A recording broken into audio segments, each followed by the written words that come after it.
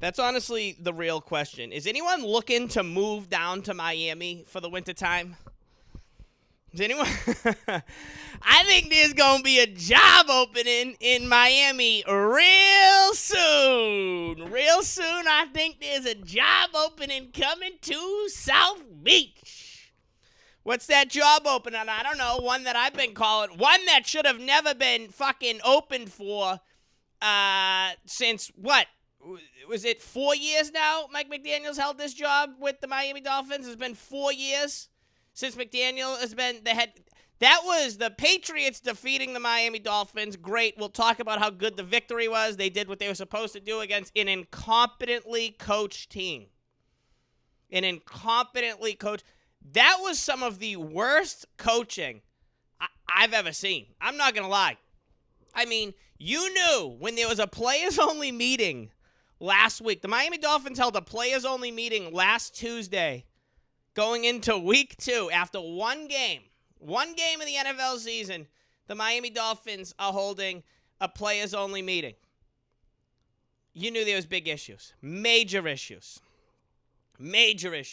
I mean, there's talent on the Dolphins. All right? I know they're 0-2 right now. I know they got killed by the Colts week 1. All right? They lose at home to the Patriots.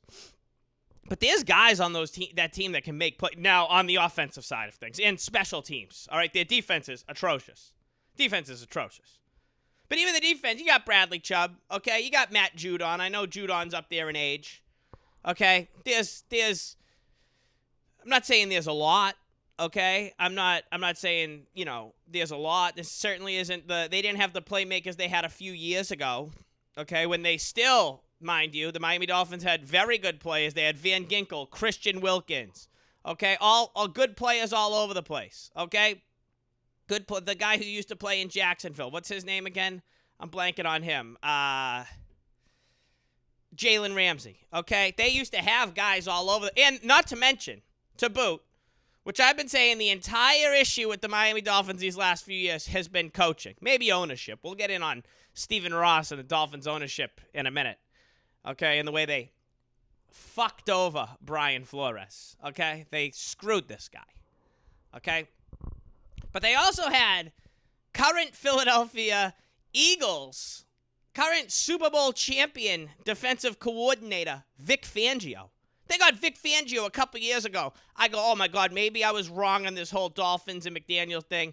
Maybe it was just an absolute disaster. Maybe it was just bad luck happening. Now they're going to right the wrong with Vic. I've always thought Vic Fangio is good. Vic Fangio goes to Miami. Nothing happens. They just have another blah season. Another regular season. And then Fangio leaves after 1 year. Vic Fangio leaves, goes to the Philadelphia Eagles, and all of a sudden the Eagles have, I wouldn't say all of a sudden, but the Eagles have the best defense in football. Who's that fall on? That Vic Fangio, a guy who just had like a blah season as a defensive coordinator who works under the head coach. Okay, I don't need to explain the pyramid of things to you. Practically does nothing at all, and then goes to Philadelphia, and the team is well-disciplined. Obviously, there's much more talent. They're a better coach team. All over the place. And now we're sitting over here having the conversation of, after 2 weeks, is this guy going to get canned with Thursday Night Football coming up? Okay? Is he going to get canned? I spilled, butter on my... It was I, dropped butter on, cans. It was like cans and a thing, and everything in my goddamn refrigerator is slippery. Everything in my fridge be slippery. But I saw an incompetent football team. And you know what? I'm happy. Because the Miami Dolphins, we've gone over this a million times, all right? They absolutely friggin' screwed and railroaded Brian Flores. Brian Flores, a guy who coached 2 years there. 2 years Brian Flores was the head coach. Okay? He was building the team in the right direction. And there's still an ongoing lawsuit that he has against the league. All right? And they fired Brian Flores. All right? Why'd they fire Brian Flores? I don't know. His skin color certainly didn't help. Okay? You want to talk about a brother getting fucked out of a job? I mean, for a black dude to be screwed out of a job, I know this stuff happens all the time, all right? And us regular white folk, us card-carrying white folk, we don't always see it, you know? But was there, to be the head coach of an NFL football team, I mean, that's a job like everyone knows what you're doing all the time, you know? It's a job. Listen, I've been on the whole fire Mike McDaniel thing. And to be honest with you, as far as it goes, firing Mike McDaniel, do I think he deserves that job? No, he didn't deserve it in the first place. Do I want him to stay the head coach of the Miami Dolphins for a long time? Yes, I would, because they'll never be successful with him. That's how I feel. I actively root against the Miami Dolphins. Nevertheless, we're not talking about that right now. The being a head coach in the NFL is a job. You can call out somebody and say, hey, you shouldn't have that job. I want you fired. Because there's only 32 of them in the world. There's 32 head coaching jobs in the world. And we see Brian Flores building up a poor team. The Miami Dolphins. Never wanted Tua. Okay? You have the owner of the Miami Dolphins, Stephen Ross, okay? Owns Hudson Yards, owns a shit ton of real estate in New York, okay? Has never won a playoff game his entire tenure as owner of the Miami Dolphins. We see him just can this guy can Flores when they're building themselves up saying, oh, well, all this. And then all these text messages come out how he's offering them $100,000 to lose games so they could get Tua Tagovailoa. All right? That's what they're saying.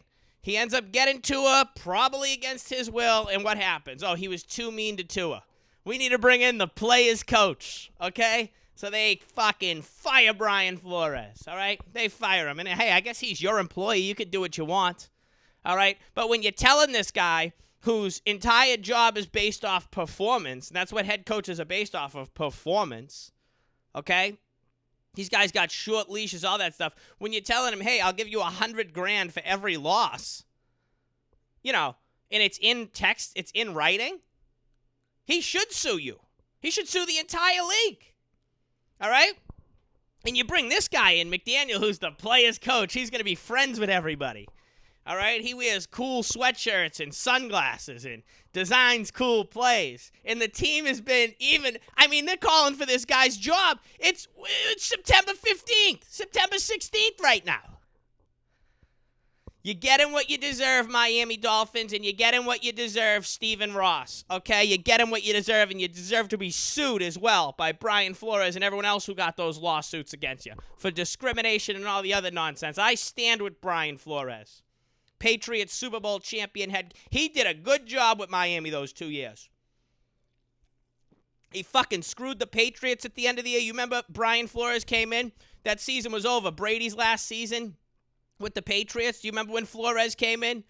Pats needed a win to get a bye week. All right? The Pats were like, what? Fucking 12-3 or something? Miami was like 3-12. What did Flores do his first year as head coach? Went in there and beat the Patriots at Gillette Stadium in January. Fucking Pats ended up missing the bye week, had to play Tennessee the next week, and they end up losing to Tennessee. They got Brian Flores. They give that guy one more year, they draft Tua and then can him. Good. I was glad to see the Dolphins be an absolute embarrassment. They're flying airplanes over the stadium. Fire Chris Greer, the general manager. Fire Mike McDaniel. Yeah, well, what they should do is they should want to fire Stephen Ross is what they should do. But he's one of these powerful, he's worth, what, $50 billion or some shit, you know? So no, it was a great enjoyment. I thoroughly enjoyed, I enjoyed watching the Patriots win. Don't get me wrong, but I also enjoyed the incompetent coaching staff of the Dolphins. And now, you know what? The Buffalo Bills are in a position now. That game's Thursday night. Week 3, Thursday night, kicks off on Amazon Prime. Ma, what's the password? I need the Prime password, Ma. I need the Prime password so I can watch my Thursday night football. I need to watch, potentially, the Mike McDaniel send-off party. The Buffalo Bills can do what needs to be done on Thursday night football in Western New York. If they go out there and just murder Miami, which I saw last night, they're 13.5-point favorites on a Thursday night game. If they go out there and just murder the Dolphins with 10 days off, I think this could be it for McDaniel. And I know I heard they said Stephen Ross came out yesterday and said he supports Chris Greer and McDaniel and all that stuff. Yeah, that's called damage control. If Buffalo goes out tomorrow and beats them by 31 and we have Mitchell Trubisky or whoever their backup quarterback is playing midway through the third quarter, this thing could be adios. Okay? That Dolphins team is terrible. All right, let's get to the Patriots. All right, did I want to spend 10 minutes talking about the Miami Dolphins? No. Did I enjoy talking about the demise in watching of the Miami Dolphins? You're goddamn right I did. All right? Lucky this camera cuts off below my waist because I got a hot on. No, do I have an erection because the Dolphins are shit? I don't have an erection, but you know what, though? I am happy. They deserve it. The way they fucked over Brian Flores. All the bullshit the NFL's pushed, the whole putting end racism in the end zone and social rights and all that shit. And for, again, a black dude who's in an extremely prominent position to be fucked out of a job. Again, there's no sugarcoating there, so, like, it's not up for interpretation. Brian Flores got fucked out of his job. Okay? Totally fucking screwed. On a massive stage. He didn't deserve to get fired. He has an ongoing lawsuit because of it. Okay, now I know, anyone can sue anybody. This thing's still ongoing after 3 or 4 years now. They're picking it up in court. So, yeah, they do deserve it. They do fucking deserve it. The way the Dolphins tampered with trying to get Tom Brady away and Sean Payton and all that other bullshit. They never deserved it. They're run by a bunch of fucking idiots. All right? You want to be honest about the Miami Dolphins? They're run by a bunch of fucking morons. That's the problem with them. It's the same shit my entire life. They had one good year. They were 12-4. Okay, I'll give it to them. 12-4. It came in with the fucking the fucking Tony Sperano and the Wildcat, took guys by surprise, won the division. All right? Granted, Tom Brady was injured as a Patriots quarterback 2008. Okay, they had that. They've been dysfunction my entire life. All right? I'm 32 years old. I ain't no spring chicken. All right? It's not like I just started watching football 4 years ago. Team sucks. All right? And they deserve this because this is just totally not even sports related. So I hope Buffalo blows them out by fucking 55 on Thursday. I really do. I hope the Bills blow them up by 55 fucking points. All right, what else is going on? Thoroughly enjoyed the Patriots. All right, who stood out for me with the Patriots? That had to have been Drake May's best game, right? Big thing, no turnovers. No friggin' fumbles. Bradbury did fucking snap one into the sand, the turf. No fumbles, no reckless interceptions, not trying to do too much. Stepping up in the pockets. Running the ball, using his feet. By the way, how bad was that broadcast on Sunday? I mean, sound going out, flickering, all that nonsense with CBS. I mean, how terrible was that broadcast? One camera angle, no replays for like a quarter. Unbelievable how the NFL just keeps making more money, and the product just keeps going down, down, down, down. Baby, are you down, down, down, down, down? Ooh, ooh, ooh, ooh. You know what I mean? But Drake May, stepping up in the pocket. That pass to Stevenson. Obviously, Stevenson made a great catch running. In stride, fucking over the shoulder. It was, a 55-yard gain. Running through and through. Hitting people. Ramondre Stevenson had a great game running the ball the other day. And that's what I want to see the Patriots do. I just want to see them run the friggin' football. That's what I want to see them do. Just run the football. Right up your mother's cunt. You know, that's what you do. And you're running it in fucking right in those two gaps right behind the center of the fucking, the guards. That's called running it right up your mother's cunt. And that's what you should do against these teams, you know? These Scrubs Dolphins teams. Defensively, I thought there was some... There was some good. There was actually no. You know what? Let's just seeing the Patriots score 30 points again. 30 points the Pats scored. I feel like they haven't scored 30 points since Brady was there. Did they ever score 30 points with Mac Jones? I think they did do it. I think there was one of those games they did score a lot with Mac Jones. Maybe there was a handful. But it just felt like even when they were going to get the ball, even if they needed to score at the end there, which I'm glad they didn't, Etienne stepped out of bounds that last touchdown. It just felt like they could score when they wanted to. And that's what I liked about them the other day. Defensively, Milton Williams stepping up. They were getting pressure on the inside with the defensive line. I know they gave up 27 points. But again, there's talent on Miami. Okay? There's talent. Again, Tua. Okay? I always say Tua's, I think if Tua ended up with a different organization and a different coach and certain health issues were different, he could be like a star potentially. I don't think Tua's a star. Me personally, I don't think Tua Tagovailoa is a star quarterback by no means. But he fucking makes plays. And they have Jalen Waddle and Tyreek Hill. It's like they have guys that'll fucking, you got to really watch out for. You got to really, be like, oh, shit. They gain yards. You see it the other night? You saw it the other night. And they handled it well. They fucking, they went out there and they won in a tough place, too. Miami's a tough stadium to play. It's always been for them. Even when we had Tom Brady, we would struggle down there. Even when we had Brady, we would struggle down there. Miami, which one thing I will give credit to their ownership in their, we talked about it last week, how the Patriots are in the sun the entire time. It was hot as shit down there the other day. Game was like 90 degrees. And they're in the sun the entire time. Their sideline, the Dolphins are in the shade wearing white. That's another thing. The Patriots are wearing heavy navy blue. And that's the big thing about beating a scumbag team like Miami early in September when you play them down there. Now they got to come up here when? In December or January? They never play good in the cold. They never. You could use this home field advantage bullshit. Or attempt to use it. They didn't even use it the other day. You could try using it at the beginning of the season. You should be. Just geographically, things that are out of your control, you should be. But you lose this one, now you got to come up to fucking New England at the end of the year. And they're already dodging a bullet. They're lucky. I mean, they're not lucky by no means because the team's in total disarray. But mind you, they get Buffalo while it's still nice out, too. They're not going to have Buffalo in December. That's the league looking out for them there. That's them petitioning because everyone knows how Tua's record on it. But back to Tua. Everyone knows that Tua's record below 50 degrees is dog shit, Back to Tua. They make plays, all right? The Patriots defense made plays, and when it mattered most the other day, when they needed a stop at the end of the game, they needed to turn the ball over. What happened? Milton Williams, the $26 million a year man, came and got a big sack on Tua and put the game to bed. Antonio Gibson on special teams. I mean, that was huge. Special teams the other day was atrocious, by the way. Okay, granted, Barringer is punting fucking bombs, dude. Bryce Barringer, I feel like he was going to punt that ball from Miami to fucking Alabama the other day. Okay? Dude, he hit like two punts that were in the air for, they both had to be in the air for 70 yards. No exaggeration.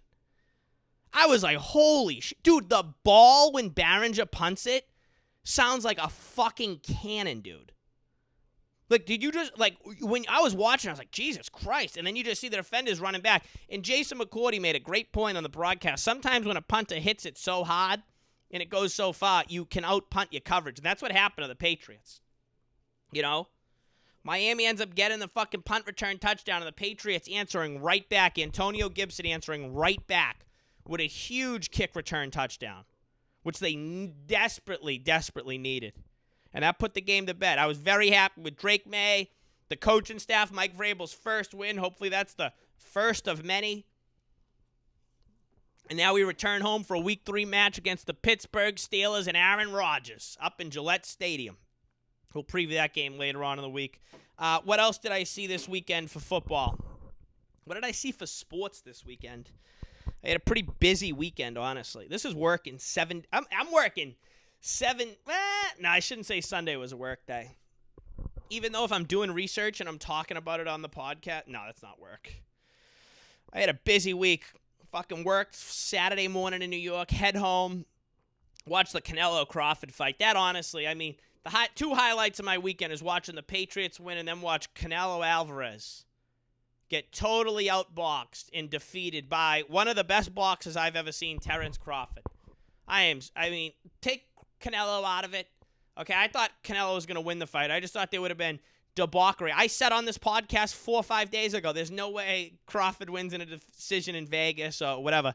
Crawford made that fight to the point you couldn't fucking pull against him. And one of those judges said it was a 2-round fight, which was total bullshit. One of those judges, what did he score at 115, 113? Get out of here. Get out of here. Canelo maybe won 3 rounds of that fight. Maybe. Terence Crawford put it on an absolute clinic in boxing. Once again, like he always does.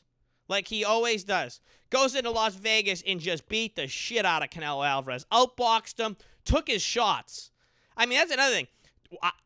This is Terence Crawford we're talking about here. Terence Crawford went up to 168 pounds. I'm going to repeat that. Terence Crawford, the guy who holds, what's he hold the title at? He holds it at like 135, and now he holds the title at 168 pounds. That's a 33-pound difference right there. That is, I mean, that's 168 pounds he fought at in this, easily won that fight. I mean, that was amazing. First off, Netflix issues. I was supposed to watch the fight over my fucking grandfather's house. I felt bad about that. His Netflix didn't work. I end up just fucking going home. It's 1 a.m. I had my phone off all night. My telephone was off all night on Saturday. Watched college football. All right, just chilled with the fam. I end up going home. I throw Netflix on saying, oh, maybe I'll see something. Or I think I realized like right before. I go, oh, shit, the fight didn't even start yet. It's 1 o'clock in the morning. Okay? I turn on Netflix. It's a whole mariachi concert. All right? I understand you want to have your culture out there. Obviously, the arena was all Mexicans. And I have the utmost respect for the Mexican boxing fans. They're some of the most loyal people. They take over places. All right? I mean, they talk about the Mexicans invading this country. Allegiant Stadium in Las Vegas was invaded with Mexicanos the other night. But shout out to them. You know? And I understand, get the fucking song out, national anthems, all that stuff. All right? Same with when anyone brings the rappers in and stuff like that. That wasn't even one mariachi song. It was an entire concert on Netflix. They had a mariachi concert. I go, can this fight start? You know? And I go, when Crawford was coming out, they have the mariachi stuff. I go, is Crawford? I thought for a minute here. I go, is Crawford trying to like kind of taunt Canelo? Because remember Mayweather used to always come out with the sombreros and the Mexican flags, and the fucking Mexican fighters and the fans would be pissed that Floyd was doing that. They would be fucking furious he would be doing that.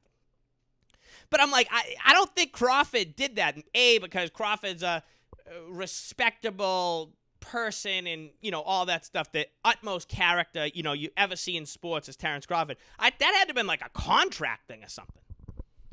They walk into and then walking from the locker room, which is probably, if I had to imagine, was the football locker rooms, all the way to the ring in the middle. I mean, it took like 15 minutes per fight. I mean, that was way too late for Netflix to do that. 1 o'clock in the morning. That was out of control, you know? But to see Crawford just go in there and handle him, man, I was so happy with Terence Crawford. I was so happy for him as well, because all the bullshit this guy faced about, oh, he never fought nobody and boxing sucked while he was all that. Okay, yeah, fine. You could say that. He fucking manhandled Canelo Alvarez. Anytime Canelo Alvarez gets a guy on the ropes or in the corner, usually they don't get out of it. And if they do, they take a punishment doing it. First off, Canelo struggled to get him into the corners or on the ropes, but even when he did, Crawford was in and out. And I know Canelo's not necessarily like the combination puncher or anything. It was hard for him to... He hit Crawford a couple times the other night. He got some shots in, but it was very difficult for him to just put together like any sort of rhythm or anything, and it was just an ass whooping. But I was so happy for Terence Crawford when they announced his name and he fell down. I felt for him so much. I was so happy for him. Obviously, again, I almost always will root for the American fighters against any other country, you know. And I have a lot of respect for the Mexican fighters, but I'll never root for Canelo Alvarez. Great boxer. I shouldn't say I'll never root for Canelo Alvarez. I shouldn't say I'll never, because I remember I wanted him to beat Mayweather when he was very young. I shouldn't say that, but also I was happy he lost. You know, I was happy he lost.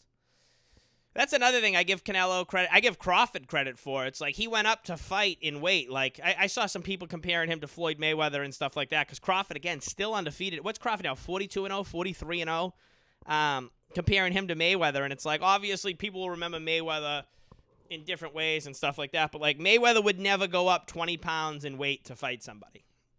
Everything had to be catered towards Mayweather.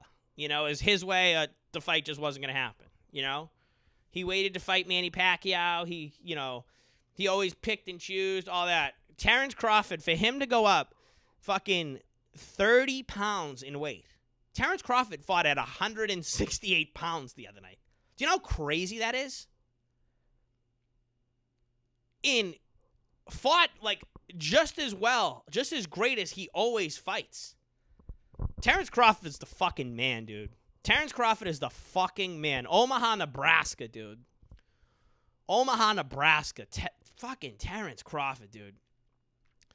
So, yeah, I watched the Crawford fight, then the Pats on Sunday. Watched the Chiefs-Eagles game. Happy Philadelphia won. They're 0-2 now, the Chiefs. Watch that. I thought Travis Kelce, that big play where the ball went out of his hands and the interception right on the goal line. I mean, that was probably a touchdown if he catches it. Where he's been so dominant in there, those inside routes where Mahomes just hits him on a slant going in. That was pretty awesome to see Travis Kelce. Then he's throwing a tantrum after. It's good to see. You know, I still think the Chiefs are going to be like good just because their coaching so good and Mahomes is, awesome and they still got great players. But we're really going to start to see, like, they got their ass kicked and embarrassed in the Super Bowl last year, so it's going to be fun to watch them come back this week. They got the Giants on Monday. That's a Sunday night game this week as the Chiefs are playing the New York Giants in New Jersey. Mind you, we always recognize that. The New York Giants do, in fact, play in New Jersey. So, I mean, I would imagine they're going to get that win on Sunday Night Football. Kind of a lousy Sunday night game, if we're being honest. Giants-Chiefs, but whatever. So that was my sports weekend, and other than that, yeah, it's pretty good. What else do I have on here? I wrote Crawford Canelo, Patriots, Miami on verge of disaster, Kawhi Leonard. What about Kawhi Leonard? Kawhi and his goddamn tree planting. Can we get to the bottom of this tree planting thing? I was reading let's type in Kawhi here. I was reading about that company yesterday at work. All right, I'm going to type in Kawhi Leonard trees. What is that company? Come on. Aspiration Inc. See, here. This is why you want to know how you know Aspiration Inc., the company that Steve Ballmer was allegedly funneling money to Kawhi Leonard through? Aspiration Inc. was a carbon credit and green finance company. What the hell does that mean? A green finance company? It's a bank in which Clippers owner Steve Ballmer had invested $50 million. The company declared bankruptcy last March, and co-founder has since pleaded guilty to federal fraud charges. Okay, let's go to Aspiration Inc. See what their company values were.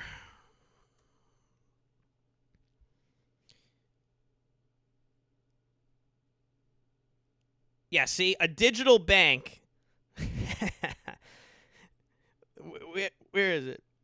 Oh, Harvard alumni. That's why you know you got to get out of there. Harvard alumni, yeah, get me out of there. I don't want no. Listen, I grew up 2 miles away from Harvard. Keep me away from all those people. Let's see. Where the hell to go? Wow. Who was Aspiration and who were their founders? Harvard alumni Joe Sandberg, an entrepreneur, and Andre Cherney, a lawyer who worked as a speechwriter for the Clinton administration, co-founded Aspiration Partners in 2013. The company mission was to provide socially conscious and sustainable banking services and investment products. Socially conscious and then banking in the same sentence? Yeah, that's how you know it's all fucking bullshit. These money launderers just run the goddamn world. All these money launderers just... What does that even mean, socially conscious? Think of Aspiration as a digital bank, but environmentally conscious. It's a fucking bank. What's that mean? You're not going to have 18-wheelers as bank tellers? According to its website, the company claimed to be unlike any other banks because customer deposits would never fund fossil fuel projects like pipelines, oil rigs, and coal mines. Bullshit. Bullshit. If they could have made a buck on it, they would have fucking had oil rigs in fucking Oklahoma and everywhere else. The company also offered access to investment funds that are 100% fossil fuel free. I don't even know what fossil fuel is or any of this stuff. I'm not even going to lie. But anytime I see somebody talking about the environment and stuff, how many of these environmental companies are just giant fraud schemes? Anytime someone's talking about the goddamn environment and money's involved, it's like, not only do I not believe you, I don't fucking trust you at all. That's all it is. It all seems to be bullshit. Yeah, so Kawhi Leonard, plant a tree for me. This is unbelievable, this whole Steve Ballmer. I'm going to just keep letting it play out. But pretty much, Steve Ballmer gave, $26 million to Kawhi Leonard. Kawhi Leonard, once again, no-show job, and people, it was surprised about it. Kawhi Leonard getting a giant paycheck while not working for it. Some would say good to him. Others would say, this has been going on. Okay, Kawhi Leonard just hasn't been a threat in the NBA since 2019. He really won the championship with the Raptors and just stopped giving a fuck. He really did. 2019. 7 years ago. More than 7 years ago, technically, because this time, 7 years ago, he was already with the Clippers. It's another great thing. How about the Clippers being just as much as dysfunctional and distraction as when Donald Sterling was the owner? They forced Donald Sterling to sell fine, and the team's just been nothing but a fucking distraction. Hasn't come close to winning a championship. Fucking awesome. All right, listen, that's the podcast for today. I got to take my white ass to work. I got to go to work, pay my taxes, keep these here lights on. All right, I got to literally screw my light bulbs in because my landlords are scumbags and don't help me with anything. But that's all right. I'm keeping the lights on in here. It's my house, my rules, all right? You come into my house, I'm telling people what the fuck to do, all right? That's the podcast. I'm going to be back here Thursday night or Friday morning. I'm not sure. I have a busy weekend. I'll be out of town, but I will be watching football. I just don't know where the hell I'm going to be. I still haven't had one day in my house. I've watched some of the Monday night games, and I have watched some football in my house, but I haven't had a Sunday in my house since last football season. I guess there's only been 2 of them, but it's not going to be this week either.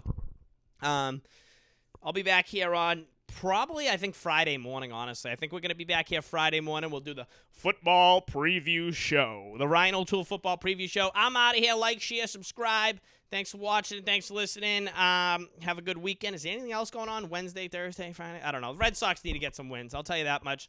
Other than that, my white ass is out of here. Peace.